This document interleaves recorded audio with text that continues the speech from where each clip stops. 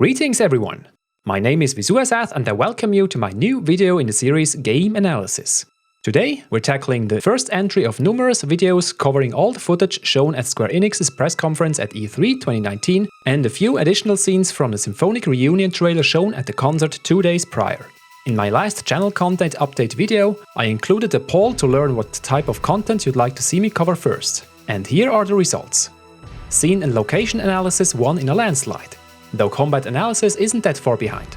With that in mind, I decided to start off with the first scene and location analysis videos, which will cover the intro and the bombing mission.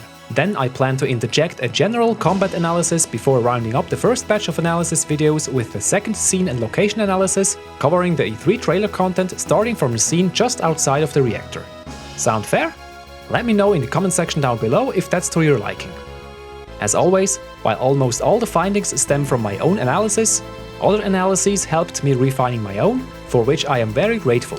Special thanks again to the awesome folks at thelivestream.net. Link is in the description down below. But enough beating around the bush. Let's dive right into the beautiful world of the Final Fantasy VII Remake.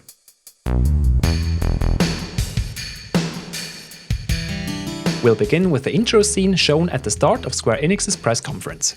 This scene is generally the same as we've already seen in the State of Play trailer, but without any cuts in between. It starts off with the Mako particles, the same as in the original after the starfield, though instead of focusing on Aerith's face, the camera moves down into the alleyway. The big difference to the State of Play trailer is the lighting. The whole alleyway appears darker while Aerith is lit up, creating a dynamic contrast to guide the viewer's eyes to Aerith by obfuscating the less relevant details. The State of Play trailer showed all the details detracting from the main subject. There's also an additional orange lamp further increasing the dark but calm atmosphere. Speaking of orange, contrasting the natural Mako green with the artificial electric orange light bulbs is a smart move in terms of visual storytelling. Aerith has also undergone some changes, but that's for another video. Instead, we'll move to the first scene from the E3 trailer, which takes place only moments later. Different from previous iterations, the camera pan starts with pointing to the ground instead of pulling away from the alleyway. When comparing the whole Loveless corner, there's no Goblin's Bar anymore in the remake. What a shame! There are other objects missing as well, like the Simpsons text on the theater building. Simpsons, you ask? Well, I'm not sure, but we can see the letters PSONS in one frame of the original intro and I can't think of anything else even remotely making sense. Sure, it might read Robsons, as the red neon text in the E3 trailer scene might spell out, but that's nothing I recognize. The Le Marronnier lettering is not visible, but might still be there. At least similar awnings still exist. Only the Crisis Core and PS3 footage contain multiple 8th Street signs plastered all over the place, which are missing in both the remake and the original. However, the PSX 2015 trailer does contain those signs in the streets, so they might return. The lampposts now bear 2 lights instead of just one. And the theater is now open compared to the previous iterations and welcomes guests with a red carpet. However, those line dividers with the crimson cords are missing. The power lines from earlier versions have been repurposed to guiding cords for trolley buses. Looks like there's now a bus system in Sector 8. Something that stayed is the pickup truck driving by in front of Aerith in all versions. While we only see 2 vehicles in the remake, the last one also comes into view just before being covered by the Fountain Plaza building. One big change is the pan over the clock building around the Fountain Plaza instead of underneath the archway with the clock. The time on the clock is also slightly different. Instead of 7 and 9 past midnight respectively, it now displays 11:05 PM. Seems like Aerith will be trying to sell her flowers for at least 2 more hours, if not 3, until Cloud arrives at the Loveless corner. Why 3 hours? An avalanche enters North Edge Station, it's around 1 AM, because the next train departs at 1:13 AM, with the following one at 1:35 AM. Seems legit. That's already 2 hours. And including the whole bombing mission, that's easily another hour until Cloud and Aerith meet. The Fountain Plaza itself has grown bigger and now features numerous people walking across, where there was just that space in previous iterations. The plate border has also undergone major changes. Instead of consisting of solid wall segments with a horizontal light stripe each, it seems like a multi-tier wall containing much more details, walkways, doors, and other devices. At least the remake retains the horizontal light bars. The street leading straight south from the Fountain Plaza is no more. There's only a narrow one further to the east leading to the train tracks. That street also runs laterally over the train tracks compared to the other versions where it runs in parallel. The train tracks have also changed in that they now run along a curve when exiting the tunnel instead of a complete straight line, though it does continue straight south along the street where Cloud will be fighting the Shinra MPs. Another huge difference are the spaces and distances between landmarks. I had to slow down the pan for the other clips to around 20% to match up the pan between Fountain Plaza and the passing through Mako exhaust. Midgar is now so much bigger than before. We now reached the Shinra building. The remake version contains generally the same elements and is a very accurate depiction of its predecessors, though the new remake version presents a few additions and changes. In the foreground, there's already one of those huge pipes from the Shinra building and the area on top looks kind of like a playable level, though I highly doubt it's one, especially since those two elements are exact clones of each other. Still, the level of detail is astounding. Like in the other versions, we're drifting through Mako exhaust, but here we see the additional heat distortion. There's a second tower to the left, though both look very similar to the original design, just with more details, such as the area on top, and you can even see the interior. Incredible! To the right, we see a part of a Mako refinery of sorts with all those turbines and distribution units on the western terrace, which already existed before, just lacking the same level of detail. The 3 ventilation pipes all have the same height compared to the original. Several pipes are laid out differently in the remake edition and have different sizes. Those 2 choppers also weren't there previously, though I think their inclusion is even more accurate to the Final Fantasy VII's world with the constant surveillance. We've already seen that in the reveal teaser from E3 2015. And while zooming farther away, additional floodlights light up to illuminate the Shinra building. Still, many iconic details remain. There are the signature floodlights illuminating Sector 4 and 5 and even the outskirts of Sector 7. The big pipe between the floodlights disappearing into the huge circle has remained throughout all versions. The 2 floodlights on the building shining upwards forming the letter V also still exist, as well as practically all secondary buildings including those tall and narrow ones looking like torpedoes. And then there's a bulky cylinder above the logo and below the top portion complete with the entwining pipe. There's a new open segment in the middle of the 2 floors connected through a staircase. Could be some sort of cargo transport bay, though it doesn't look very safe with the big pipe blocking almost half of it. Those small surveillance platforms, attached to the inner ring around the Shinra building and hovering high above the plates, have persisted as well. Though contrary to previous iterations, they are now located above the plate gaps, probably to provide a direct view on and through the plate gaps. Previous versions also only have a couple of them, whereas the remake has 1 for each sector. Additionally, we get a better look at one of them just before passing through the Mako fumes. It looks like there's a cargo railway leading up there, probably supplying the platform with maintenance personnel and material. Lastly, there's the general architecture as well as the Mako fumes all around the base of the building. As we've just seen, it's practically the same, just with way more details and nooks and crannies such as the interiors and additional details all around the building. To round off the comparison, let's have a look at the top floors 60 to 70. In the middle, we can see the elevator shafts leading up to the last 10 floors. And to the right of the floors 60 to 70, there's a separate elevator servicing those floors. It looks to be the same one we take in the original, which is also situated on the same side with a great view on the mountain range to the south. The lower elevators only service floors 1 to 59, where we need to change the elevators to reach floors 60 to 69, just like in the original game. On the top of the elevator shaft, we see the helicopter landing platform outside of President Shinra's office, where we meet and fight Rufus. What's a bit strange is that there's no light on floor 69, and floor 70, President Shinra's office, seems to have been shifted to the right above the elevator shaft. Having the President's office shifted to the right has the advantage of not being located right above the other floors, especially Hojo's lab. Alright, let's shift our attention to the rest of Midgar. There are many elements present here which can also be seen in the original version. The dildo-like buildings in Sector 3, and the broken Sector 6 plate, where we can see the steel bars indicating that the rebuilding process has not yet been finished. The cranes in the Crisis Core footage are missing here, though they could just as well be shrouded in darkness. Okay, that's it for the comparison with previous material. Now we can give the remake footage our undivided attention and seek for any new and cool details.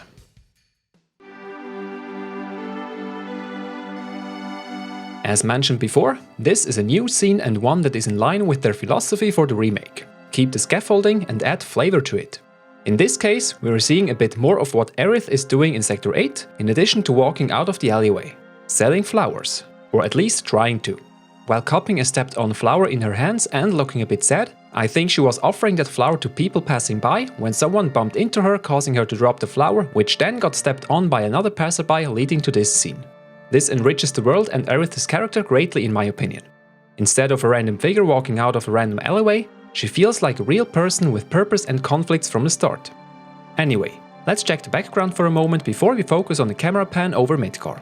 We already see the new telephone booths, a dark pickup truck driving towards Aerith's location, and one female NPC in shorts. When comparing the flower basket's content here and during the meeting with Cloud, Aerith only sold one lily to Cloud. All other flowers seem to still be there. That's probably the reason why she's so eager to give him the flower and then possibly ask for one gil, since he'll be her first customer in hours. It seems that nobody really cares about Aerith as everybody just keeps walking, adding to visual storytelling. One person does look over to Aerith, though it's nothing but a cursory glance. After gaining some distance from Aerith, we can oversee the whole Loveless corner where Cloud will meet her later after the bombing mission. As pointed out before, there are two new red telephone booths to the east. The dark pickup truck seen before is now driving by Aerith, and the woman in shorts can be seen walking along with her significant other. We've gone over most of the details already, but there's something I need to point out. We are able to peek into every single room. How awesome is that? They've even put in the effort of modeling and rendering irrelevant interiors. There are also a few NPCs promenading around this place. When zooming out a little bit more, there are even more details visible. Most of them are pure flavor, so let's just focus on a few interesting ones. Compared to the previous versions, we get a great look on the huge Loveless poster seen in the original render of this place. Unfortunately, it's missing the My Bloody Valentine text. At least the opening date and the hours are still the same, even if they're now written in 24-hour format or military time, whichever you prefer. It also still contains the Japanese term for opening, written in kanji. The woman on the poster looks very much the same, but is depicted in a less suggestive pose and emits serene vibes instead of a breath of a femme fatale. The original doesn't have that small text written on it, but the Crisis Core and PS3 versions do, and most of it is the same. Station Edge Building, East Station Edge Head Office, Hotel Edge Southern Tower, and South Edge Station Southern Gate. Those are probably the places which sell Loveless tickets. Also, I think South Edge Station is located in Sector 5. Opposite to Sector 1's North Edge Station. I don't know what Studio White represents, but it reminds me of White Materia somehow, which would make this a subtle reference to Aerith and even the ending. There's also a poster with the text Air on it, containing a musical note and the slogan "We are music lovers." Could this be an open-air concert? And then there's another ad, which might read Banora White and depicts a suspicious apple. I sincerely hope that it's just an Easter egg and nothing more. There's also that weird purple light in some places, though I have no idea what causes it. Maybe some neon text? We can also see a fire escape on that building, which we'll probably see a couple of times around the upper plates in Midgar. And here we have the famous Fountain Plaza. In this single frame, the motion blur has been deactivated, which lets us see the many little details on and inside of the clock building, especially the intricate shadows thrown onto the roofs and terraces. We can also see the bells inside of the central part of the building. In the same frame, we get a peek at a sneaky little Volkswagen Type 2 driving through behind the purple illuminated buildings. There's also this round, well-lit building with a domed roof close to the Fountain Plaza. It looks important, but this might just be coincidence. There's an ad stuck on roofs, twice, which seems to depict a train and some unreadable text, though it's too blurry to make out any tangible details. On the right, one of the highways start creeping into view. Those are a new addition to the remake. It's even one that leads through the plate border to the outside. Remember my PSX 2015 trailer analysis? There seems to be a broken highway near the beginning of Cloud's route through 8th Street, and I think that's exactly the one here, which would make sense since it's pretty close to the reactor which we're going to blow up soon after this scene. Like in the E3 2015 reveal teaser, we see green distance and direction signs above the highway road. When comparing them to the teaser, it looks like they are in fact the exact same signs. Same shape and same content. Even the yellow arrow sign can be seen here. Further south, we see the same signs again. This highway is a pretty long one, running through Sector 8 and even crossing over to Sector 7. Now let's have a look at Sector 8 in general. That building to the left in the back looks eerily familiar to one seen in the reveal teaser. Another element they repurposed for this remake. We can tell that Midgar is massive, as are the reactors. I'm wondering of how much what we see here is freely explorable. We now see even more familiar looking skyscrapers which contain at least 20 floors. Yet they look minuscule against the Shinra Tower. The reactor entrance is now visible, which looks very similar to the original. We also get a better view on the area beyond Sector 1 train station and train track trench, presumably ending where that light is located. I think that building with the circular and vertical lights might represent the clock tower seen in the original and in the PSX 2015 trailer situated beyond the security door. We already see some of the contraptions and refinery buildings passing by in the background during the train ride with Cloud. More on that later. We also get a glance at the space between the plates and the T-juncture leading to the reactor, and a little bit of the ground below and outer support pillar. We already covered everything there is to say about the Shinra building, so let's move along to the next segment. Here we have a great view on Midgar as a whole. In Sector 7 we see even more skyscrapers in the back. It looks like Sector 7 could be a business district due to all the tall buildings, and Sector 1's focus might be on entertainment, though both seem to also contain areas for living. Sectors 1 through 3 look like industrial zones due to all the refinery buildings, especially those spherical ones. Sector 2 seems to contain the most highways, which lead from the Shinra building to the plate border. Are we escaping through Sector 2 this time instead of Sector 5? Sectors 4 and 5 look habitable. It looks like every sector has a few highways running through. What if we need to drive through several sectors during the bike chase escape sequence until finally reaching a dead end outside of Sector 5? Maybe you will even be able to choose our own path like in the original snowboarding minigame. What's weird is that we can see the mountain range from here. According to the world map, the mountain range is to the south, which lies in the exact opposite side from here, unless Midgar is now surrounded with mountains. Besides the mountains, we also have a better view on what's beyond the plate border. The outside parts are nicely visible here, and it looks like most of it is still under construction, just like in the original as seen at the end of the highway. There's a strange detail. The Sector 1 reactor is inactive for some reason. When looking closely, we can see some dim lights in the wilderness outside. Could those be roads? Another neat detail are the bridges connecting the plates. We've already seen a highway connecting Sectors 8 and 7, but other sectors also contain connections outside of the T-junctions in front of the reactors. Those connector bridges look like simple walkways. When looking at the one close to reactor number 1, it seems too narrow for cars, let alone trucks. It also looks like it consists of 2 walkways layered on top of each other. Whether those are meant for the public or for service personnel only is hard to say though. Now it transitions to the arrival of the train, which looks very reminiscent of the original, just without the whole pan through Midgar into the train station. The first cut shows the same locomotive with the same red coupling rods, though the camera viewport exposes more of the locomotive, treating us with a view on the exhaust pipes. This next shot of the train racing through wasn't in the original.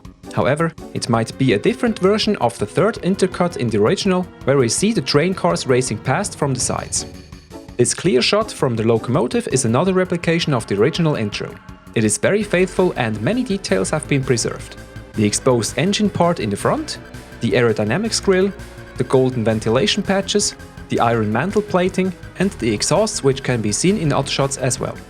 The remake version does have a slight difference, and that's the light shield cap on top of the headlight. The camera pan down to the train tracks where the train's running through is similar to the original. It does, however, contain additional camera angles and shots to show Cloud and more details on and around the tracks. From up here, we have a nice view over Sector 1, the reactor and the trench between plates. We can even see the clock tower building around the Fountain Plaza from here. Those horizontal struts above the railroad bearing the spotlights illuminating the tracks have been preserved. The train cars now sport more railings and even walkways. When the camera closes in on Cloud, we can see his slotted in materia glow and reflect light like crazy. When taking a closer look at the background, we can also see the same barrack-like buildings with the round rooftops, which are present in the train platform in the original. As mentioned earlier, some of the refinery elements seen during the Midgar camera pan can also be seen here, notably this one and this one. Now the train is hitting the brakes. It has a different camera angle, but the motif generally resembles the original direction. Here we have a nice view on the track itself, so many details. And the front of the locomotive looks dented. This shows the lack of care Shinra has over its properties. At least the Shinra logo is still intact. And here's another view on the exhausts, big and small.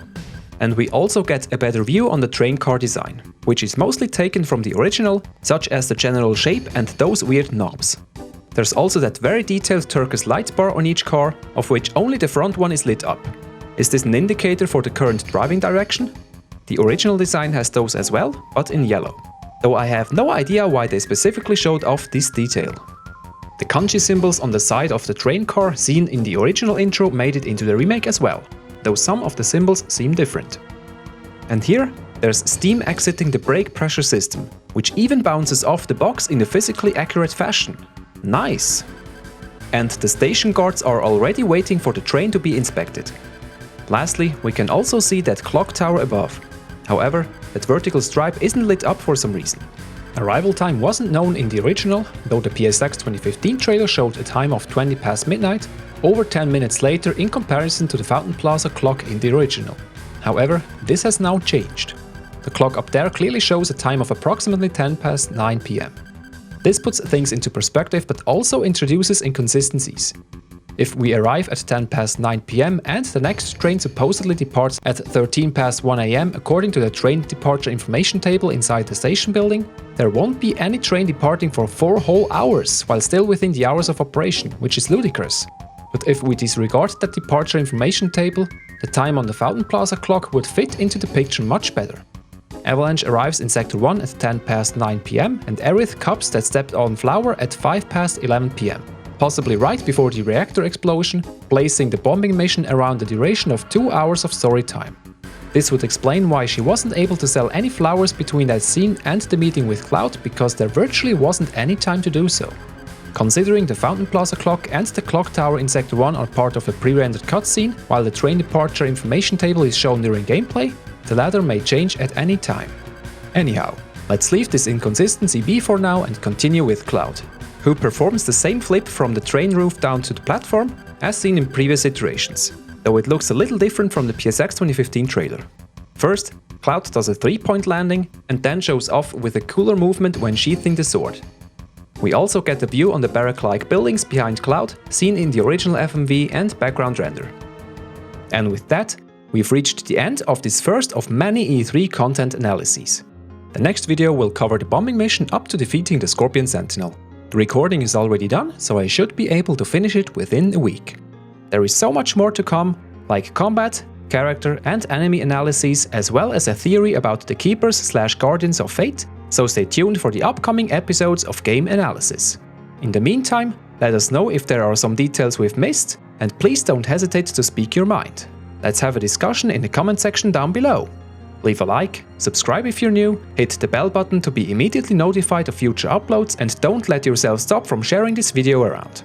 This being said, thank you so much for listening in, and I hope to see you again in the next episode of Game Analysis. And always remember, stay safe and take care. Vizuesat signing off.